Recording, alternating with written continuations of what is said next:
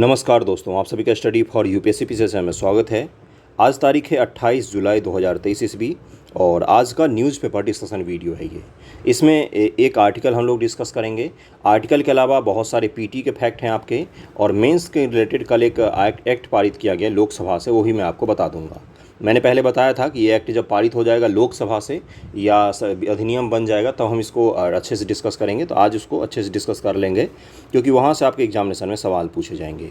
और एक आपका अंत में बिहार स्पेशल संबंधित भी न्यूज़ होगा जो काफ़ी ज़्यादा इंपॉर्टेंट है, जिसको बिहार सरकार ने गठित किया है एक आयोग को, उसके बारे में मैं बता दूंगा। जिससे क्या होगा, पीटी में अगर आपके सवाल पूछे जाएंगे तो आपका सवाल छूटेगा नहीं। तो वीडियो को अंत तक देखिएगा। और इसमें कुछ न्यूज़ मैंने कल के न्यूज़पेपर से भी शामिल किया है। कल न्यूज़पेपर डिस्कशन नहीं आ पाया था, 27 जुलाई का न्यूज़पेपर डिस्कशन नहीं आ पाया था, तो कल का भी मैंने आज ही शामिल कर दिया है। और एक चीज़ मैं बता देता हूँ कि जुलाई का आज कितना तारीख हो गया, 28 तारीख हो गया। 2 से 3 दिन में जुलाई आपका एंड हो जाएगा और फिर आपका 60 दिन गिने के बचेगा एग्जामिनेशन को लेकर। इस 60 दिन में आप बहुत सारे पर्व त्यौहार भी मनाएंगे और आपके एग्ज़ाम का प्रिपरेशन भी करेंगे। रोज़ मैं एक बार याद दिला देता हूँ इसलिए, ताकि आपको ये ना लगे कि कोई बात नहीं, आराम से पढ़ते हैं, ऐसा नहीं पढ़ना चाहिए। हाँ, ये ज़रूर कीजिएगा, रिलैक्स होकर पढ़िएगा, सभी चीज़ों को पढ़िएगा ध्यानपूर्वक, पॉजिटिविटी के साथ, बिना किसी टेंशन को लिए हुए अच्छे से रोज़ पढ़ना, एक रूटीन बनाकर स्वस्थ तरीके से पढ़ना होता है। मन स्वच्छ होगा तो उतने ही तरीके से आप अच्छे से पढ़ पाएंगे। ओके, चलिए शुरू करते हैं आज का न्यूज़पेपर डिस्कशन। उससे पहले कल के कुछ न्यूज़ हैं जो मैं आपको बता देता हूं, उसके बाद हम लोग आज के न्यूज़ पर आ जाएंगे। कल का ये हेडलाइन था, ये तो आपके ने काम का नहीं है। अविश्वास प्रस्ताव मैं आप सभी को डिटेल बता चुका हूँ, तो अविश्वास प्रस्ताव के बारे में कोई भी डाउट नहीं होना चाहिए किसी को। मैं परसों के लेक्चर में इसको डिटेल बताया था कि अविश्वास प्रस्ताव क्या होता है, पूरा इतिहास भी बताया था, कब कब लाया गया था। और अविश्वास प्रस्ताव मुख्य रूप से कहाँ पर लाया जाता है, तो लोकसभा में ही लाया जाता है। या अगर राज्य विधानसभा में लाया जाएगा तो राज्य के विधानसभा में ही केवल लाया जा सकता है, विधान परिषद में लाया नहीं जाएगा। क्यों? क्योंकि जो लोकसभा के सदस्य, मंत्रिपरिषद के सदस्य होते हैं, ये सामूहिक रूप से किसके प्रति उत्तरदायित्व होते हैं, तो ये सामूहिक रूप से उत्तरदायित्व होते हैं लोकसभा के प्रति, और व्यक्तिगत रूप से उत्तरदायित्व किसके प्रति होते हैं, तो राष्ट्रपति के प्रति व्यक्तिगत रूप से उत्तरदायी होते हैं। तो राष्ट्रपति के प्रति उत्तरदायी का मतलब क्या होता है, अगर राष्ट्रपति महोदय किसी मंत्री को हटाते हैं तो सरकार नहीं गिरेगी, लेकिन लोकसभा अगर किसी मंत्री के खिलाफ भी अविश्वास प्रस्ताव लेकर आ गई और उस मंत्री को हटाने में सफल हो गई तो सरकार गिर जाएगी। भारत की सरकार जो है, मोदी जी की गवर्नमेंट जो है, वो गवर्नमेंट कोलैप्स कर जाएगी, गिर जाएगी। तो ये क्या कहलाता है, सामूहिक उत्तरदायित्व कहलाता है। और जो अविश्वास प्रस्ताव है, इसको कहीं पर भी संविधान में परिभाषित डिटेल में नहीं किया गया है।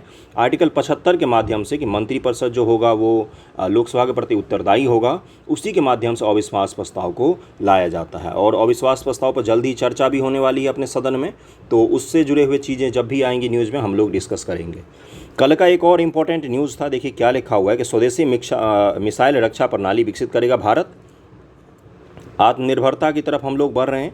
देखिए, मिसाइल रक्षा प्रणाली तो ऑलरेडी अपने देश में काम भी करता है, बहुत सारे हैं, लेकिन वो अलग अलग तरीके के हैं। एक और मिसाइल रक्षा प्रणाली है जो भारत सरकार डेवलप कर रही है, और ये क्या होगा, मिसाइल देखिए जैसे रूस से S-400 की 3 स्क्वाड भारत आ चुकी है, लेकिन बाकी 2 स्क्वाड मिलने का भी समय अस्पष्ट है। तो इसी S-400 के तर्ज पर या इसी तरह का हम लोग क्या करेंगे, हम पर अगर मिसाइल से अटैक किया जाएगा तो हम उसको रोकने वाला सिस्टम को डेवलप करेंगे। समझ में आ रहा है ना? अटैक करने के सिस्टम तो अपने पास बहुत सारे हैं, रोकने के सिस्टम अभी भी हमारे उतने उन्नत नहीं हो पाए हैं। जैसे रूस का है S-400, अमेरिका का है थार। क्या बोला मैंने?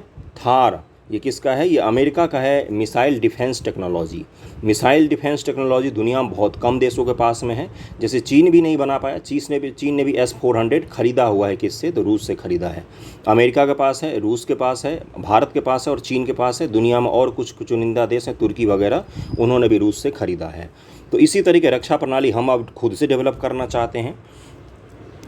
इजराइल वगैरह के पास भी है। रक्षा क्षेत्र में आत्मनिर्भरता की दिशा में भारत बड़ी छलांग लगाने जा रहा है। भारत स्वदेशी त्रिस्तरीय लंबी दूरी के सतह से हवा में मार करने वाली मिसाइल LRSAM रक्षा प्रणाली विकसित कर रहा है। यह प्रणाली दुश्मन के विमान और मिसाइलों को 400 किलोमीटर दूर मार गिराने में सक्षम होगा। दरअसल में ये सिस्टम कैसे काम करता है, तो ये सिस्टम काम करते इसके बहुत सारे स्टेज होते हैं। पहला होता है डिटेक्ट करना, दूसरा होता है अटैक करना, मतलब कि बेस पर कुछ रडार लगे होते हैं। जैसे S-400 है तो S-400 मिसाइल प्रणाली उसको कहा जाता है। सिस्टम कहा जाता है। बहुत सारे अलग अलग अंग मिलकर एक सिस्टम का निर्माण कर, जैसे ह्यूमन बॉडी सिस्टम कहा जाता है, कंप्यूटर को सिस्टम कहा जाता है। क्यों?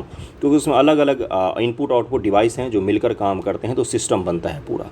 इसी प्रकार से S-400 भी काम करता है। ज़मीन पर कुछ रडार लगे होते हैं, कुछ मिसाइल लगे होते हैं।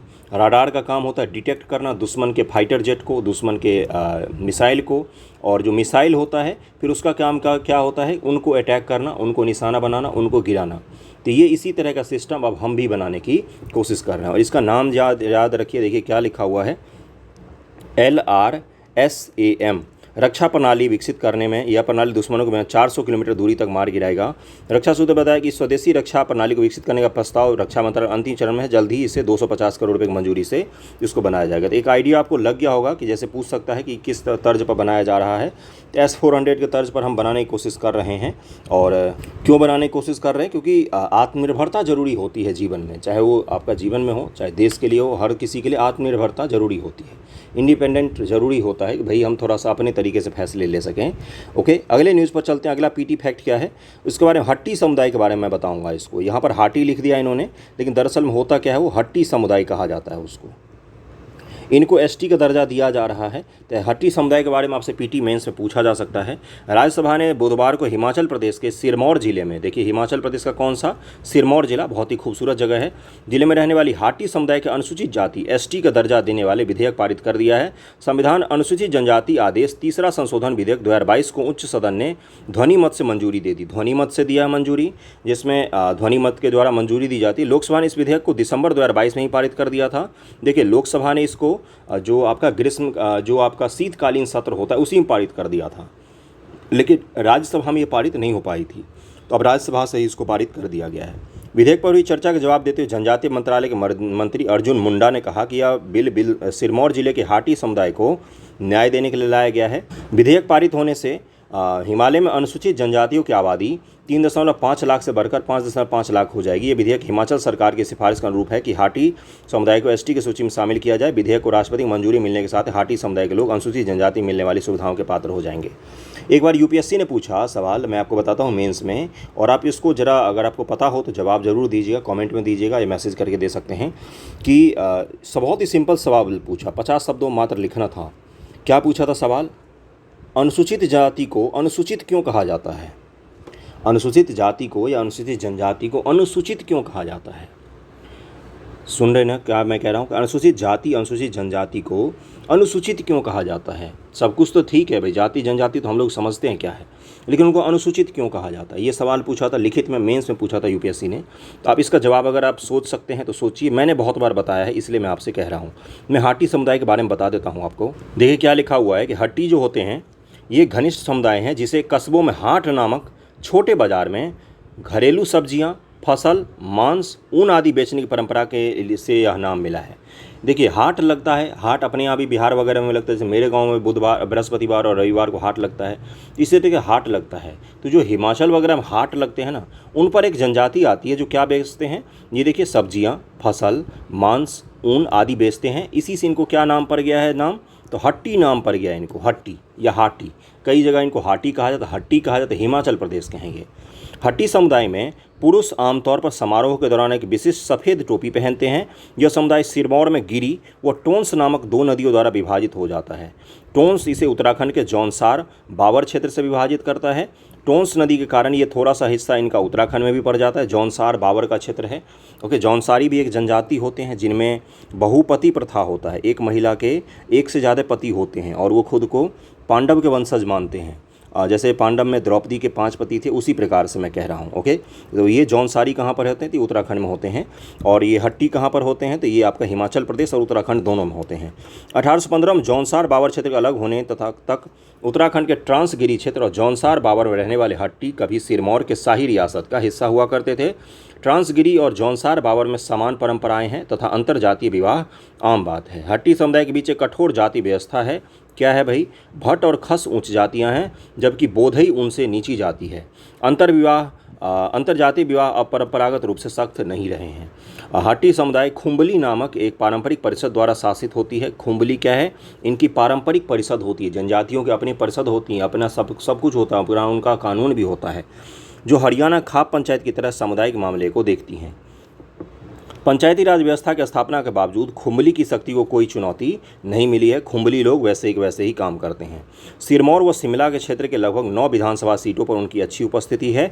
भारत के वर्ष 2011 के जनगणना के अनुसार हिमाचल प्रदेश की कुल आबादी 3,92,126 है, जो राज्य की कुल आबादी का 5.7% कौन है, तो यही लोग हैं। ओके, उनकी मांगे क्या है? जनजातियों का दर्जा, चुनौतियां क्या हैं? स्थलीय नुकसान हो रहा है उनका बहुत सारा, और भारत में अनुसूचित जनजातियों की स्थिति वगैरह क्या है, तो इस पर हम लोग डिटेल में बात करेंगे कभी। वैसे तो देखिए यहाँ पर क्या दिया हुआ है, 1931 की जनगणना के अनुसार अनुसूचित जनजातियों को बहिष्कृत व आंशिक रूप से बहिष्कृत क्षेत्र में रहने वाली पिछड़ी जनजाति कहा जाता है।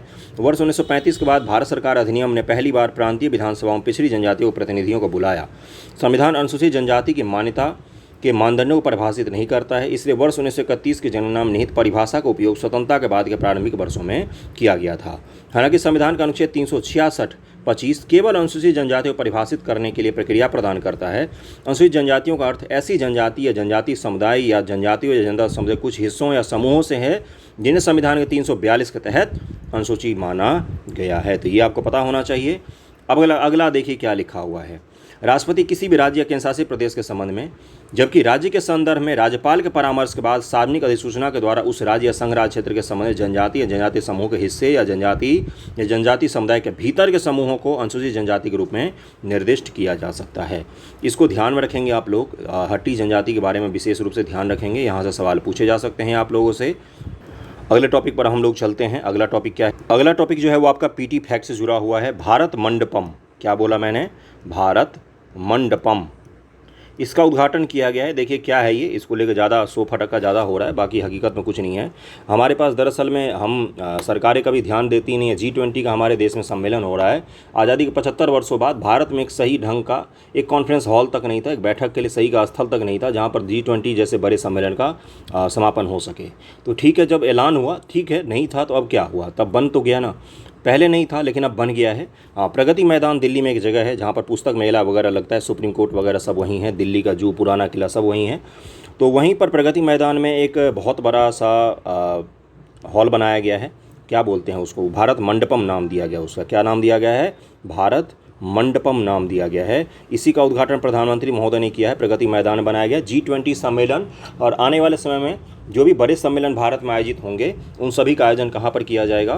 तो नई दिल्ली में इसी में आयोजित किया जाएगा। G20 का सम्मेलन वगैरह सब भारत मंडपम में ही आयोजित किया जाएगा। इसको देख सकते हैं आप पीछे कितना भव्य है बना हुआ, और यही सब है कि इसमें देखिए क्या लिखा हुआ है। ये विपक्ष को हर बात में से निशाना बनाना छोड़िए। प्रगति मैदान 130 एकड़ फैले भारत मंडपम के उद्घाटन के अवसर बुधवार को प्रधानमंत्री ने देशवासियों को इसका संदेश दिया। बस यही हमारे जानने की चीज़ थी। भारत मंडपम का उद्घाटन कहाँ पर किया गया है? ये प्रगति मैदान में बनाया गया। G20 सम्मेलन के लिए बनाया गया। G20 का सम्मेलन इसी में आयोजित किया जाएगा। तो इसको ध्यान रखिएगा। भारत मंडपम का उद्घाटन कहाँ पर किया गया है? तो अपने नई दिल्ली में किया गया है, प्रगति मैदान में किया गया है, प्रगति मैदान जगह में किया गया है। इसको ध्यान में रखिएगा। G20 का वहाँ पर सम्मेलन होगा। अगला जो टॉपिक है ये आपका क्या है? तो ये आप निर्यात संबंधी जो आपसे सवाल पूछे जाएंगे, जैसे बिहार सरकार भी निर्यात की नीति बना रही है या भारत सरकार भी निर्यात की नीति को थोड़ा सा प्रदर्शित करने की कोशिश कर रही है और प्रमोट भी कर रही है कि भाई निर्यात देश से और बढ़े। ठीक है, लेकिन फिर भी हमारा व्यापार घाटा हो गया इस वर्ष। इतना निर्यात नीति भारत सरकार, बिहार सरकार, सभी सरकारों ने बनाया, लेकिन फिर भी हमारा व्यापार घाटा हो गया इस बार। हमने खरीदा ज़्यादा, बेचा कम है इस बार। अब वो उसके पीछे वैश्विक कारण भी हो सकते हैं, आंतरिक कारण भी हो सकते हैं, सभी कारण हो सकते हैं।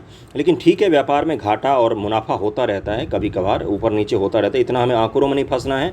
हमें किस में फंसना है कि लॉन्ग टर्म की हमारी प्लानिंग क्या है, हम आगे का कितना सोच रहे हैं और हम भविष्य में क्या करना चाहते हैं, हमें ये देखना पड़ेगा। तो देखिए यहाँ पर क्या है, नीति आयोग का रिपोर्ट आया है जिसमें बताते हैं कि देश के 100 जिले जो हैं, देश के 100 जिले, ये देश के 84% निर्यात इन्हीं 100 जिलों से होते हैं। बाकी के देश के जितने ज़िले हैं उनसे मिलाकर मात्र 16% का निर्यात होता है। तो निर्यात में क्या है? असमानता है।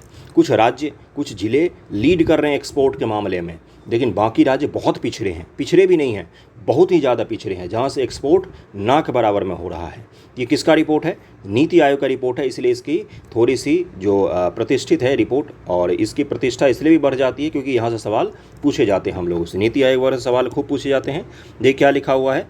नीति आयोग के मुताबिक अभी देश से होने वाले कुल वस्तु निर्यात में 10 जिलों की हिस्सेदारी 38.2% है, 90 जिलों की हिस्सेदारी 46% है। यानी कि देश के 100 जिलों से 84% निर्यात होता है। बाकी के 580 ज़िलों से सिर्फ 16% निर्यात किया जाता है। 580 ज़िलों से 16% और 100 ज़िलों से 84% के करीब में निर्यात किया जाता है। निर्यात को लेकर बिहार सरकार की जो नीतियां हैं, आपसे सवाल क्या पूछा जाएगा? आपसे सवाल ये पूछा जाएगा, बताइए कि बिहार सरकार को निर्यात को बढ़ाने के लिए अपने यहाँ से कौन कौन से काम को करना चाहिए, किस प्रकार से बढ़ावा दिया जा सकता है। तो आप इसमें एक जोड़ सकते हैं कि आने वाले समय में जो NHW1 नेशनल वाटर वे 1 जो बनाया गया है, ये कहाँ से बनाया गया है? तो ये आपका इलाहाबाद से हल्दिया तक बनाया गया है। तो इसमें क्या हो सकता है, ये पटना से भी गुजरेगा। तो पटना में क्या किया जा रहा है, एक कार्गो एक्सपोर्ट का भी बनाया जा रहा है भाई, वहाँ पर निर्यात के लिए एक अलग से जगह बनाया जा रहा है पटना में, और पटना में पोर्ट का भी निर्माण किया गया। तो आने वाले समय में वाटरवे के थ्रू हमारा निर्यात बढ़ सकता है। लेकिन और क्या क्या करना चाहिए बिहार सरकार को? ये तो सेंट्रल गवर्नमेंट का पहल हो गया। बिहार सरकार को क्या क्या करना चाहिए? तो ऐसे फसल के उत्पादन को बढ़ावा देना चाहिए, अपने यहाँ फैक्ट्री को लगानी चाहिए, अपने यहाँ बिजनेस को बढ़ावा देना चाहिए, अपने यहाँ बहुत सारी कंपनी निवेश इनको आकर्षित करना पड़ेगा, तब तो हम एक्सपोर्ट कर पाएंगे। हमारे यहाँ ढंग का सॉफ्टवेयर डेवलपमेंट का भी एक शहर नहीं है। सारे देश के जितने भी ज़िले हैं, देश के जितने भी राज्य हैं, लगभग में सब में एक न एक सॉफ्टवेयर डेवलपमेंट का अड्डा होता है, लेकिन अपने देश में वो भी नहीं बन पाया अभी तक, अपने राज्य में वो भी नहीं बन पाया है। इसके लिए तो कोई इनपुट की भी ज़रूरत नहीं पड़ती, कच्चे माल की भी ज़रूरत नहीं पड़ती। फुटलूज उद्योग होता है सॉफ्टवेयर का, उसको भी एक्सपोर्ट में गिन सकते हैं, लेकिन वो भी अपने राज्य से नहीं होता है। तो क्या क्या करना चाहिए इस पर सोचिएगा, मैं आपको ये रिपोर्ट बता देता हूँ। देखिए क्या लिखा है, गुजरात के जामनगर जिले से 50 अरब डॉलर अधिक का निर्यात किया जाता है और तेल वगैरह का वहाँ से खूब सारा होता है। अगला क्या लिखा हुआ है, देश के वस्तु निर्यात में अकेले जामनगर की हिस्सेदारी 12.18% है। जितना देश से निर्यात होता है उसमें 12% का किसका है? जामनगर गुजरात का एकमात्र हिस्सेदारी है। आंध्र प्रदेश, उड़ीसा, हरियाणा से होने वाले कुल निर्यात से अधिक है ये सब। अब कोशिश ये हो रही है कि तटीय राज्यों के साथ मैदानी और पहाड़ी राज्य का भी हिस्सेदारी बढ़े। देखिए क्या होता है, जो तटीय राज्य हैं, भारत के तट पर जितने राज्य हैं, यहाँ से गुजरात से शुरू कीजिए। गुजरात है, महाराष्ट्र है, गोवा है, कर्नाटक है, यहाँ पर केरल है, केरल के बाद यहाँ पर तमिलनाडु है, यहाँ तमिलनाडु से ऊपर आंध्र प्रदेश है, आंध्र प्रदेश के बाद कौन सा? उड़ीसा है, पश्चिम बंगाल है। ये सब राज्य जो हैं इनका तो एक्सपोर्ट ज़्यादा है। क्यों? क्योंकि ये तट पर हैं, इनके यहाँ पोर्ट वगैरह भी है।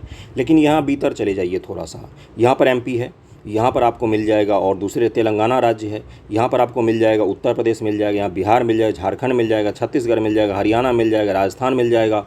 ये सब राज्य जो हैं इनसे एक्सपोर्ट जो है वो ना के बराबर में होता है। तो ये भारत सरकार कोशिश कर रही है कि पहाड़ी राज्य जो हैं, जैसे हिमाचल हो गया और जो भी पहाड़ी राज्य हैं, उत्तराखंड हो गया, एक और मैदानी राज्य बिहार, उत्तर प्रदेश हो गया, इनसे एक्सपोर्ट को बढ़ाया जाए। इनसे एक्सपोर्ट कैसे बढ़ेगा, कौन कौन सी चीज़ों के एक्सपोर्ट कर सकते हैं, इस पर भारत सरकार थोड़ा सा ध्यान लगा रही है। देखिए अगला क्या लिखा हुआ है, नीति आयोग की तरफ से इस संबंध में सुझाव भी तैयार किए गए। इन सुझाव मुख्य रूप से देखिए, अब सुझाव नीति आयोग ने कौन कौन से दिए हैं इसको नोट कीजिएगा। इन सुझाव मुख्य रूप से निर्यात संबंधी इंफ्रास्ट्रक्चर, निर्यात के लिए आपके पास इंफ्रास्ट्रक्चर ही नहीं है, आपने फल उपजाया लेकिन उसको स्टोर करने का आपके पास कोल्ड स्टोरेज ही नहीं है, तो फल तो ख़राब हो जाएंगे, कैसे उसको आप भेजेंगे, कैसे निर्यात करेंगे? और निर्यात करने के लिए क्वालिटी भी होता है, जैसे यूरोपियन क्वालिटी होती है, यूरोप में आप कुछ भी नहीं निर्यात कर सकते हैं, वो लोग क्वालिटी चेक करेंगे। आपका अगर सामान ख़राब होगा तो आपका निर्यात नहीं लेंगे। कुछ समय पहले मुंह पका और खुर पका रोग फैल गया था, जो जानवर होते हैं उनमें मुंह पका खुर पका रोग फैल गया था, जो चौपाए जानवर होते हैं, गाय बैल, इन सब में। तो इसके कारण रूस और चीन ने हमारे मांस एक्सपोर्ट पर प्रतिबंध लगा दिया था कि हम उनको मांस बेचते थे इनके, लेकिन उन्होंने क्या किया था, एक्सपोर्ट पर प्रतिबंध लगा दिया था कि हमारे यहाँ भी ये बीमारी फैल सकता है। तो आपको क्या करना पड़ेगा, मैनेज करना पड़ेगा। एक पशु की बीमारी के कारण आपकी इकोनॉमी कैसे प्रभावित होती है अब पता चल गया। तो इसी प्रकार से आपको क्या करना पड़ेगा, क्वालिटी मेंटेन करना पड़ेगा, इंफ्रास्ट्रक्चर को मेंटेन करना पड़ेगा एक्सपोर्ट को बढ़ाने के लिए। ओके, अगले पॉइंट पर चलिए। देखिए क्या लिखा हुआ है, निर्यात को लेकर नीति बनाना। पहला क्या है, इंफ्रास्ट्रक्चर, दूसरा नीति बनाना, तीसरा ट्रांसपोर्ट कनेक्टिविटी को बढ़ाना, चौथा निर्यात संबंधी रिसर्च को बढ़ावा देने जैसे उपाय शामिल हैं। किसने बताया ये? तो नीति आयोग ने बताया है। तो इसको नोट करके रखिएगा, ये 4 पॉइंट नीति आयोग ने सुझाव में दिए हैं। नीति आयोग निर्यात को तैयार करने को लेकर राज्यों की रैंकिंग भी जारी करने का काम कर रही है, ताकि राज्यों के बीच निर्यात को लेकर प्रतिस्पर्धा हो। नीति आयोग क्या कर रही है, एक रैंकिंग निकाल रही है। आपने सुना होगा कि निर्यात का रैंकिंग तैयार कर रहे नीति आयोग, जिस रैंकिंग में पहले स्थान पर कौन सा राज्य है, दूसरे पर कौन सा है, तीसरे पर। इससे राज्यों में क्या लगेगा, होड़ लगेगा कि अब हम पहले जाएंगे तो हम पहले जाएंगे। उनको पता चलेगा कि उनकी कमजोरी कहाँ कहाँ पर है, किन किन इंडेक्स में वो लोग पिछड़ रहे हैं। तो ये कौन कर रही है, तो नीति आयोग कर रहा है। इसको क्या कहा जाता है, इसको कहा जाता है क्षैतिज, इसको कहा जाता है क्षैतिज संघवाद। ओके, प्रतिस्पर्धी संघवाद। इसको पॉलिटिक्स जोड़ेंगे तो क्या कहा जाता है, प्रतिस्पर्धी संघवाद।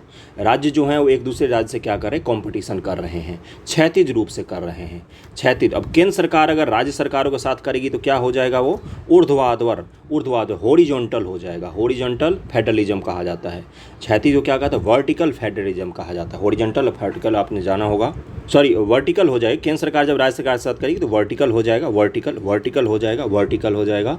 और जब राज्य के साथ प्रतिस्पर्धा करती क्या कहता है, हॉरिजॉन्टल फेडरलिज्म या प्रतिस्पर्धी संघवाद कहा जाता है। कंपटीशन जिस संघवाद में होता है उसको क्या कहा जाता है, प्रतिस्पर्धी संघवाद। यूपीएससी का क्वेश्चन बता रहा हूँ मैं आपको कि प्रतिस्पर्धी संघवाद के कुछ उदाहरण देते हुए स्पष्ट कीजिए कि ये हमारे देश को किस प्रकार से फायदा पहुंचा सकता है। तो प्रतिस्पर्धी संघवाद का मतलब यही होता है कि उत्तर प्रदेश, बिहार, महाराष्ट्र आपस में कंपटीशन करें, स्वच्छता के मामलों में कंपटीशन करें, इकोनॉमी के मामलों में करें, क्राइम के मामलों में हमने क्राइम कम ज़्यादा किया है तो हमने किया है। एनसीआरबी का भी नया रिपोर्ट आया है, वो भी मुझे आपको पढ़ाना है क्योंकि वहाँ सवाल बनते हैं। तो इसको क्या कहा जाता है, प्रतिस्पर्धी संघवाद कहा जाता है। अगला क्या है, यूपी और एमपी ने इंफ्रास्ट्रक्चर पर काफ़ी काम किया है। देखिए यहाँ पर अगला इन्होंने क्या बोला है कि जिला स्तर को भी निर्यात का हब बनाना, और यूपी एमपी ने काफ़ी अच्छा काम किया है। नीति आयोग की रिपोर्ट के मुताबिक मध्य प्रदेश, उत्तर प्रदेश अपने अपने राज्यों में निर्यात से जुड़े इंफ्रास्ट्रक्चर को काफ़ी विकसित किया है। देश के सिर्फ 10 राज्यों में 85% निर्यात किया जाता है। सभी जिलों में एक्सपोर्ट नीति बनाने को कहा गया है। वाणिज्य मंत्रालय की तरफ से ODOP की पहचान वन डिस्ट्रिक्ट वन प्रोडक्ट। जैसे बिहार की अगर बात करें तो आप दरभंगा जाएंगे तो कौन सा प्रोडक्ट आपको मिल सकता है, मखाने मिल सकता है। मधुबनी जाएंगे तो कौन सा मिल सकता है, कोई और उत्पाद मिल सकता है। हो सकता है कि मधुबनी में भी वही चीज़ का हो, ऐसा कोई ज़रूरी थोड़ी ना है। और वन डिस्ट्रिक्ट वन प्रोडक्ट की पहचान करने को किसने बोला है, मंत्रालय ने बोला है। और यूपी गवर्नमेंट ने भी ये चलाया था। तो इससे क्या होगा, हर डिस्ट्रिक्ट का अपना एक विशेष पहचान बन जाएगा। जैसे आपने भदोही वगैरह का, कालीन वगैरह का नाम सुना होगा, तो ये सब क्या है, तो ये आपको पता होना चाहिए। ओके, नीति आयोग के मुताबिक 73% जिले निर्यात संबंधी नीति तैयार कर चुके हैं। निर्यात से जुड़े इंफ्रास्ट्रक्चर के लिए कोल्ड स्टोरेज, अभी मैंने आपको क्या बताया, इंफ्रास्ट्रक्चर में कोल्ड स्टोरेज, गोदाम जैसे और बैंक एंड सुविधा तैयार करने के लिए राज्य की निर्यात नीति भी ला रहे हैं। तो ये काम हो रहा है अपने देश में। निर्यात करने वाले शीर्ष राज्य हिस्सेदारी को एक बार देख लीजिएगा, ये रैंकिंग आपसे पूछ सकता है। गुजरात टॉपर, महाराष्ट्र, तमिलनाडु, कर्नाटक, यूपी, आंध्र, उड़ीसा, हरियाणा, बंगाल और तेलंगाना। ये नीति आयोग का रिपोर्ट है, इसलिए इसको ध्यान में रखिएगा। अगले न्यूज़ पर हम लोग चलते हैं। अगला न्यूज़ जो है वो आपका किससे जुड़ा हुआ है, तो ये आपका पीटी फैक्ट से जुड़ा हुआ है। मेंस में तो मैंने ब्रिक्स वगैरह पढ़ाया है, एक बार और मैं पढ़ा दूंगा, पीटी के बाद पढ़ा दूंगा डिटेल में, या किसी दिन आईआर के इसी में हम लोग इंक्लूड कर लेंगे। देखिए क्या हुआ है दरअसल में, तो क्या लिखा हुआ है, जोहान्सबर्ग लिखा हुआ है। जोहान्सबर्ग का नाम तो सुना होगा, क्रिकेट देखने वाले तो सुनते ही होंगे। दक्षिण अफ्रीका में ये जगह है। यहाँ पर राष्ट्रीय सुरक्षा सलाहकारों की बैठक हो रही है। दक्षिण अफ्रीका में ब्रिक्स के जो सुरक्षा पर जो एडवाइज़र होते हैं उनका बैठक हुआ है। तो ये आप ध्यान में रखिए कहाँ पर हुआ है। तो देखिए ब्रिक्स का बैठक इस बार सारा बैठक कहाँ पर हो रहा है, तो ये हो रहा है आपका साउथ अफ्रीका में। अगले साल कहाँ पर हो सकती है, ब्राज़ील है, फिर रूसिया, फिर भारत, फिर चाइना। ऐसी तरह के ब्रिक्स के बैठक होते हैं, नाम के अकॉर्डिंग ही होते हैं। और आने वाले समय में आपको ब्रिक्स का विस्तार भी देखने को मिल सकता है। जैसे सऊदी अरब और भी कुछ देश हैं जो इसमें इंटरेस्ट जता रहे हैं कि भाई हम भी इसमें शामिल होना चाहते हो, हमें भी शामिल कर लो। दरअसल मैं आपको बताता हूँ बात क्या है। ब्रिक्स में जो देश शामिल है ना, भारत बी से थोड़ी ना होता है यार, आई से होता है। India, China, south Africa, Brazil और रूस तो अभी वॉर में उलझ गया, बेचारे को झूठ मूठ का एक वॉर में उलझा दिया जो खिंचता ही जा रहा है। बाकी ये जो देश हैं ये भविष्य हैं। आपको लग रहा होगा ये क्या बोल रहा है मास्टर, सही बोल रहा हूँ, ये भविष्य है। इनकी इकॉनमी जो है, देखिए 21वीं सेंचुरी जो है ना, ये हथियार का नहीं इकॉनमी का युग है। लेकिन इकॉनमी तभी सुरक्षित रहती है जब आपके पास हथियार होता है। लाठी लेके चलते हैं तभी हाथ में सामान सुरक्षित रहता है, नहीं तो कोई भी छीन के भाग जाता है। तो यही वाला हाल है। तो ये जो देश है ना, आने वाले समय में भविष्य है, क्योंकि डेवलप बहुत तेज़ी से कर रहे हैं, विकसित हो रहे हैं धीरे धीरे ये। और इनकी जो इकॉनमी है ना, जैसे भारत है दुनिया की 5वीं सबसे बड़ी इकॉनमी है, चाइना दुनिया की दूसरी सबसे बड़ी इकॉनमी है, ब्राज़ील की भी इकॉनमी बहुत तेज़ी से ग्रो कर रही है, साउथ अफ्रीका भी बहुत तेज़ी से ग्रो कर रहा है। इसके कारण से क्या हो रहा है, इनका जो इकोनॉमिक ग्रुप है ये बहुत ही ज़्यादा सशक्त बन रहा है। और इसका कॉन्सेप्ट तो बहुत पहले आया था। इसमें और भी कुछ देश शामिल होना चाहते हैं, जैसे सऊदी अरब बहुत इंटरेस्टेड है ब्रिक्स को लेकर, और SCO को लेकर भी सऊदी अरब खूब ज़्यादा इंटरेस्टेड है। तो आने वाले समय में आप इसका विस्तार देखेंगे। आपसे ये पूछ सकता है कि ब्रिक्स का वैश्विक प्रभाव क्या पड़ रहा है धीरे धीरे, तो आप इसको लेकर बात कर सकते हैं। जैसे ब्रिक्स के देशों ने बात की कि हम डॉलराइजेशन को ख़त्म करेंगे, यानी कि हम लोग जो डॉलर में व्यापार करते हैं, डॉलर का ऊपर नीचे होता रहता है, इसके कारण से हमारा व्यापार घाटा बढ़ता है, व्यापार घाटा कम होता रहता है, कभी स्थिरता बनती ही नहीं है। तो हम ऐसा करते हैं डॉलर में व्यापार ही नहीं करेंगे, हम आपस में अपनी करेंसी में व्यापार करेंगे। हालांकि ये समझौता अभी हुआ नहीं है, लेकिन इस पर विचार कर रहे हैं ये देश। और क्या बोल रहे हैं ये देश कि हम डॉलर के बिना व्यापार को बढ़ावा देंगे। जैसे भारत ने, आपने देखा होगा, भारत ने श्रीलंका के साथ, मलेशिया के साथ, सिंगापुर के साथ, यूएई के साथ किस में व्यापार करना शुरू किया, रूस के साथ भी हमने किया था कि हम आपस में अपनी करेंसी में व्यापार करेंगे। ऐसे ही करते हैं हम। तो इससे क्या हो रहा है, दुनिया में जो अमेरिका का दबदबा है और ये पश्चिमी गुट का दबदबा है, वो कम करने का सबसे बड़ा काम कौन कर रहा है, तो यही ग्रुप कर रहा है और भारत इसका सदस्य है। इसलिए आने वाले समय में आपसे इससे जुड़े हुए सवाल पूछे जा सकते हैं, इसको लेकर तैयार रहिएगा। IR का लेक्चर का देखिए प्लेलिस्ट, वहाँ पर मैंने इसको डिटेल में बताया है। अब आज आ गए हम लोग 28 तारीख के न्यूज़पेपर डिस्कशन पर। देखिए आज का वीडियो थोड़ा सा लंबा चलेगा, इत्मीनान होकर देखिएगा और मैं आपका सारा कंप्लीट करवा दूंगा। देखिए क्या लिखा हुआ है, हेडलाइन क्या है। तो हेडलाइन तो वही है, मोदी जी लाल डायरी की बात करें। लाल डायरी पता ही है क्या हुआ, राजस्थान विधानसभा को लेकर विवाद है, तो इसको लेकर हमें नहीं करना, ये तो पॉलिटिकल न्यूज़ हो गया। ये न्यूज़ हमारे लिए वेरी वेरी इंपॉर्टेंट है। दवा प्रतिरोधी गंभीर बैक्टीरिया संक्रमण पर वार करेगा नया कंपाउंड। देखिए हो क्या रहा है, इंसान ना एंटीबायोटिक जो होता है वो तुरंत से इफेक्ट करता है। आप लोग भी बीमार पड़ते होंगे तो चलो भाई एंटीबायोटिक खा लो, डॉक्टर साहब भी लिख के दे देते हैं 15-15 को एंटीबायोटिक, और उसका कोर्स पूरा करते रहते हैं हम लोग। थोड़ा सा ही बुखार लगा, 5 दिन भी नहीं वेट किया, 1 दिन भी वेट नहीं किया, अगले दिन ही बुखार चढ़ा भी नहीं ढंग से तो एंटीबायोटिक खाना शुरू कर दिया।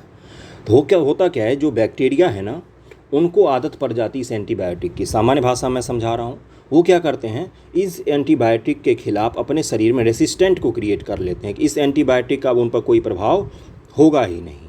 तो हो क्या रहा है, इसके कारण से भारत में तो कम है फिर भी एंटीबायोटिक वगैरह का खपत, क्योंकि भारत में लोग घरेलू नुस्खे वगैरह अभी भी बहुत सारे करते हैं और करने भी चाहिए, कोई उसमें खराबी नहीं है। हाँ, लेकिन ज़्यादा बीमार हो तो डॉक्टर के पास जाना चाहिए, अपने खुद डॉक्टर नहीं बनना चाहिए। लेकिन दुनिया भर में क्या हो रहा है ना, मल्टी ड्रग रेसिस्टेंस बन रहे बैक्टीरिया। बहुत सारे बैक्टीरिया ऐसे बन रहे हैं जिन पर कोई दवा का प्रभाव होता ही नहीं है।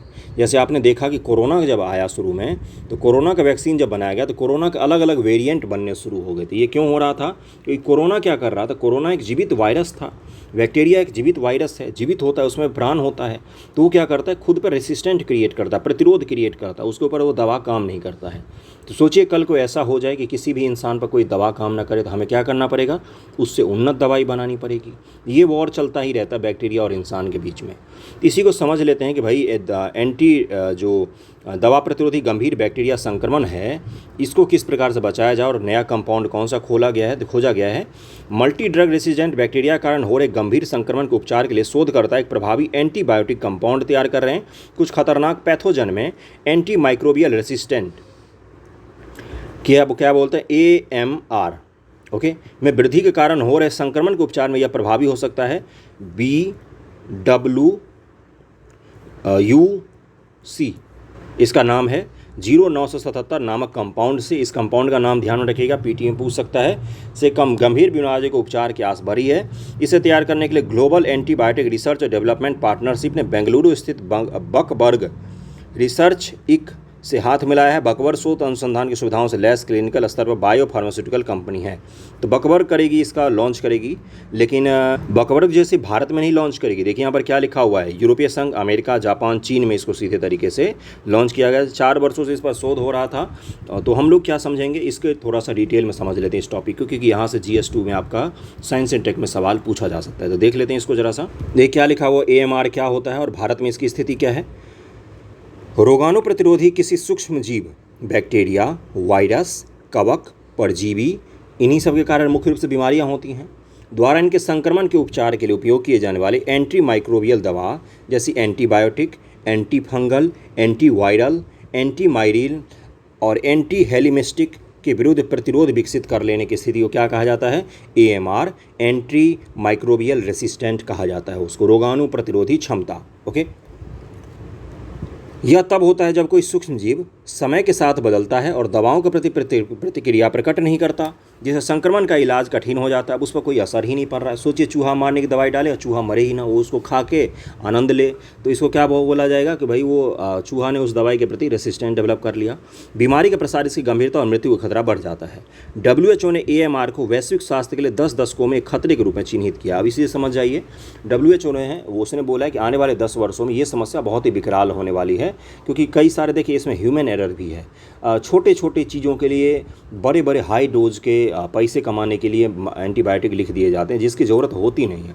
एक कैलपोल जैसे छोटे से आपके मेडिसिन से ठीक होने वाली बुखार के लिए 15-15 एंटीबायोटिक लिख दिया जाता है। क्यों? क्योंकि उनको कमीशन मिलता है, पैसा मिलता है।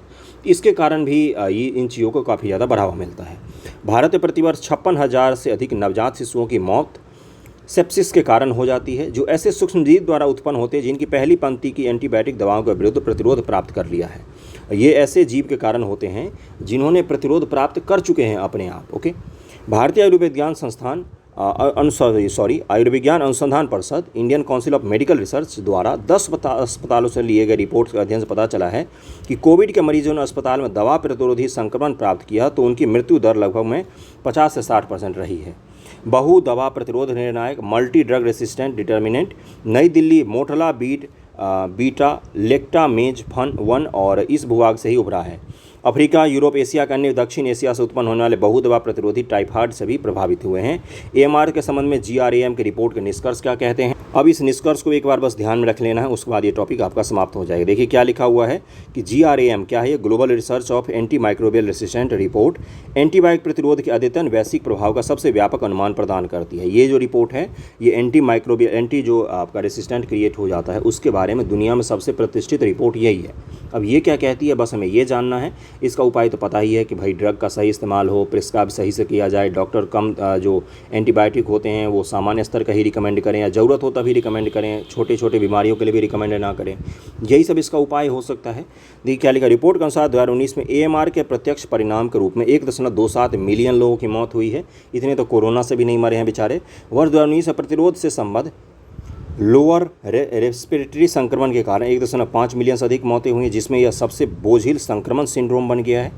रोगजनकों में ई कोलाइल वर्ष 2019 में सबसे अधिक मौतों के लिए जिम्मेदार था, जिसके बाद निमोनिया, एस ऑरियस, ए बॉमनी, एस निमोनिया और एम ट्यूबरकुलोसिस की भूमिका रही है। ये सब बीमारी किसके कारण से क्रिएट हुए हैं? तो एंट्री जो आपका माइक्रोबियल रेसिस्टेंस क्रिएट हो गया उसके कारण से। आईसीएमआर द्वारा रिपोर्ट किए गए वार्षिक रुझानों को देखें तो 2015 से भारत इन सभी रोगजनक विशेष रूप से ई कोलाई और न्यू न्यूमोनिया के मामले में उच्च स्तर के प्रतिरोध की रिपोर्टिंग कर रहा है। भारत में भी इस तरह की बीमारियां बढ़ रही है, आईसीएमआर ने बताया है। इसको ध्यान में रखिएगा इस टॉपिक को, इसके उपाय को खुद से सोचिएगा। इंडियन एक्सप्रेस का था ये न्यूज़, ये इसलिए मैंने आपको बता दिया। अगले टॉपिक पर हम लोग चलते हैं। अगला टॉपिक आपका पीटी फैक्ट से जुड़ा हुआ है। पीटी फैक्ट क्या है? तो देखिए दुनिया का सबसे बड़ा संग्रहालय कहाँ पर बन रहा है? ये भारत बन रहा है, म्यूजियम। दुनिया का सबसे बड़ा म्यूजियम कहाँ पर बन रहा है? तो ये भारत बन रहा है, दिल्ली के सिने विस्टा। क्या लिखा हुआ है यहाँ पर देखिए, सिने विस्टा में बन रहे युगीन भारत राष्ट्रीय संग्रहालय। युगीन भारत राष्ट्रीय संग्रहालय सिर्फ विश्व का सबसे बड़ा म्यूजियम होगा, बल्कि इसके 8 थीम वाले विभिन्न खंडों में भारत के 5000 साल से भी पुराने इतिहास की तथ्यपरक कहानी भी होगी, फैक्चुअल कहानी भी होगी। कहाँ पर? तो युगीन भारत राष्ट्रीय संग्रहालय, विश्व का सबसे बड़ा संग्रहालय कहाँ पर बनाया जा रहा है? तो दिल्ली में बना। अधिकारियों ने बताया कि नया संग्रहालय दिल्ली के नॉर्थ ब्लॉक और साउथ ब्लॉक के बीच स्थित होगा। यह संग्रहालय 1.17 लाख वर्ग मीटर क्षेत्र में फैला है, जो कुल 950 कमरों वाले 3 मंजिला इमारत के बेसमेंट में भी होगा। प्रधानमंत्री नरेंद्र मोदी ने प्रगति मैदान में 3 दिवसीय अंतर्राष्ट्रीय संग्रहालय एक्सपो का उद्घाटन करते हुए इस म्यूजियम का एक वर्चुअल खाका जारी किया है। तो आपको ये भी पता चल गया कि भाई अंतर्राष्ट्रीय संग्रहालय एक्सपो का कहाँ पर आयोजित हुआ था? तो अपने प्रगति मैदान में दिल्ली में आयोजित हुआ था। या विश्व का सबसे बड़ा जो म्यूजियम है कहाँ पर बन रहा है? युगीन म्यूजियम, तो ये दिल्ली में बनाया जा रहा है। 1.17 लाख वर्ग मीटर क्षेत्र में फैली 3 मंजिला इमारत में होंगे 950 कमरे में ये म्यूजियम होगा। ये आपको पता होना चाहिए और इसमें सब तरह की चीज़ें होंगी। ये अभी पीटी फैक्ट के लिए आप इसको याद रखिए। अब हम लोग बिहार स्पेशल न्यूज़ पर चलते हैं। बिहार स्पेशल में आपको बता दूंगा तो वहाँ से सवाल पूछे जाने की संभावना है, इसलिए वो इम्पोर्टेंट भी है। देखिए क्या लिखा हुआ है यहाँ पर कि बिहार सरकार ने किया कई राज्य आयोगों का पुनर्गठन। 26 जुलाई 2023 को मीडिया से मिली जानकारी के अनुसार बिहार सरकार ने कई राज्य आयोगों का पुनर्गठन किया है। बिहार राज्य महिला आयोग, अब इससे जुड़े हुए पीटी फैक्ट पूछे जाएंगे कि नहीं पूछे जाएंगे? आप मुझे बताइए, पूछे जा सकते हैं। यूपी आयोग ने 2021 के पीटी में पूछा था यूपी महिला आयोग के चीफ का नाम, तो इसी प्रकार से आपसे पूछा जा सकता है। पूर्व सांसद अश्वमेध देवी राज्य महिला आयोग की अध्यक्षा बन गई हैं। और जबकि जहानाबाद के प्रभावती माझी, सिवान के सुजाता सुमराई, भागलपुर के राबिया खातून, गोपालगंज की सुनीता कुशवाहा, पटना के पालीगंज के श्वेता विश्वास सदस्य, पूर्णिया के सुलोचना देवी, सरसा के प्रोफेसर गीता यादव को राज्य महिला आयोग का सदस्य बनाया गया। तो राज्य महिला आयोग की अध्यक्षा कौन बनी है? तो पूर्व सांसद अश्वमेध देवी बने हैं और ये सभी उनके सदस्य बने हैं। तो राज्य महिला आयोग हो गया। आयोग में समाज कल्याण विभाग, गृह विभाग, बिहार राज्य महिला बाल विकास निगम एक एक पदेन सदस्य भी मनोनीत किए गए हैं। समाज कल्याण विभाग के अधिसूचना के मुताबिक आयोग के अध्यक्ष एवं सदस्य मनोनीत तिथि से अधिकतम 3 वर्ष या 65 वर्ष की आयु तक पूरी करने तक जो भी पहले होगा उस वक्त पद पर बने रहेंगे। समस्तीपुर को दूसरी बार राज्य महिला आयोग की अध्यक्षता मिला है और इससे पहले पूर्व विधायक मंजू प्रकाश राज्य महिला आयोग की अध्यक्षा रह चुकी हैं। अश्वमेधी देवी कल्याणपुर विधानसभा क्षेत्र से विधायक भी रह चुकी हैं। वह समता पार्टी के समय से पार्टी से जुड़ी हुई हैं और उजियारपुर लोकसभा क्षेत्र के बनने के बाद पहली बार वह सांसद बनी। इसके बाद लोकसभा विधानसभा के चुनाव लड़ी और लेकिन हार गई। ये बिहार राज्य महिला आयोग का गठन किया गया है। बिहार राज्य अल्पसंख्यक आयोग का भी गठन किया गया है, मतलब पुनर्गठन किया गया है। पहले जो लोग थे उनको हटाकर नए लोगों को लाया गया। पुनर्गठन होती रहते हैं। सरकार ने बिहार राज्य अल्पसंख्यक आयोग का भी पुनर्गठन किया है। विभागीय अधिसूचना के मुताबिक पूर्व विधान पार्षद रियाजुल हक उर्फ राजू को अध्यक्ष और किशनगंज के नौशाद आलम को उपाध्यक्ष बनाया गया है। किसका? तो बिहार राज्य अल्पसंख्यक आयोग का उपाध्यक्ष और अध्यक्ष बनाया गया है। जहानाबाद के मुजफ्फर हुसैन राही और बहुत सारे लोगों को उनका सदस्य बनाया गया है। और आयोग के अध्यक्ष उपाध्यक्ष सदस्यों के रूप में मनोनीत पदधारकों की कार्यावधि 25 जुलाई से अगले 3 वर्षों के लिए होगी।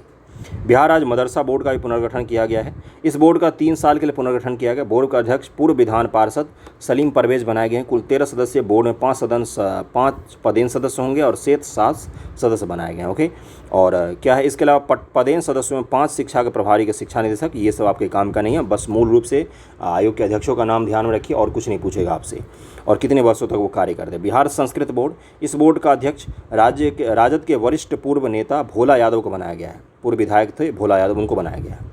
3 साल के गठित इस बोर्ड में कुल 12 सदस्य मनोनीत हैं। इनमें से 2 पदेन सदस्य और 9 मनोनीत सदस्य होंगे। पदेन सदस्यों में संस्कृत शिक्षा के शिक्षा निदेशक और संस्कृत विश्वविद्यालय के प्रतिनिधि भी शामिल होंगे और भी बहुत सारे लोगों को इसमें शामिल किया गया। तो ये इन सब का फोटो वोटो दिखा दिया है, इसको ध्यान में रखिएगा। अलग अलग बोर्डों का खासतौर से किसका ध्यान में रखेंगे? बिहार महिला आयोग और अल्पसंख्यक आयोग का तो जरूर ध्यान में रखिएगा। यहाँ से सवाल पूछे जाते हैं आपके पीटी एग्जामिनेशन में। ओके, मिलते हैं अगले लेक्चर में। आज का यहीं तक था वीडियो, और भी ज़्यादा बहुत सारे न्यूज़ हैं जो आपको मैं कल करवाऊंगा। 2 दिन का मैनेज कर दूंगा अगले वाले समय में। आर्टिकल है कुछ रिसाइकल इकोनॉमी से जुड़े हुए आर्टिकल है, उसको अगले लेक्चर में आपको कंप्लीट करूंगा मैं। थैंक यू सो मच आप सभी का।